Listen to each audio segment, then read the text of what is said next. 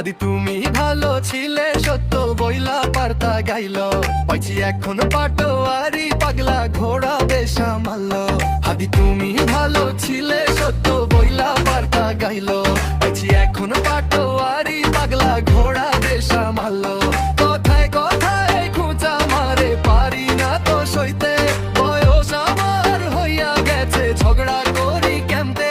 আমি একটা ঝানু মানুষ সামনে পাইছি ঝুনঝুনি, তার জ্বালাতে নষ্ট হইছে আমার সাধের ঘুমখানি।